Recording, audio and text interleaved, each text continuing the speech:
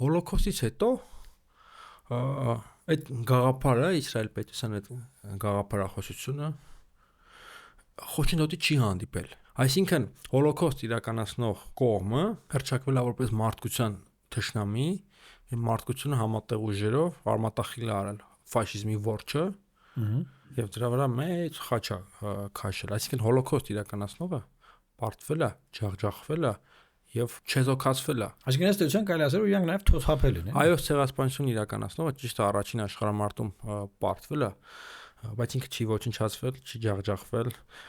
մարդկության կողմից չարիք չի հռչակվել եւ տասնամյակներ շարունակ հայոց ցեղասպանության մեր պահանջատիրությունը հանդիպել է այս առումով լուրջ խոչընդոտների, լուրջ խնդիրների, լուրջ արգելքների եւ երկու ծայրահեղություններ են դրսեւորել։ Այդ մի կողմից այդ իրացիոնալ խմբավորումներն են, որոնք ցեղասպանությունը լրիվ այլ հարթություն են, հա, այդ լացի, ողբի ինչ որ դաշտից դուրս չեն գալիս եւ կա մյուս այդ պսևդոինտելեկտուալ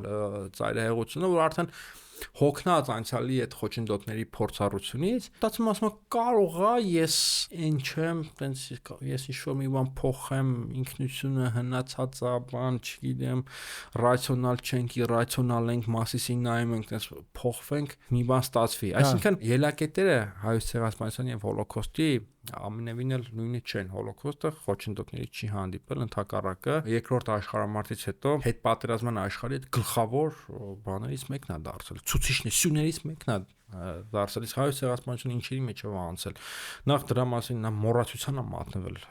երկար ժամանակ չի ճանաչվել կողմնել չի եղել հա այդ ինստիտուտներ չի եղել ինչ որ հայկական պետությունը չի եղել որ այդ հարցը առաջ մղի երկրները շահարկել են տարել են բերել են հետո ստիփաց փյուրքան երիտասարդությունը դիմել է ահաբեկչությունների տեղել հաջողություն չի գրանցվել մեծ հաշվով հոլոկոստի այդ ելակետերը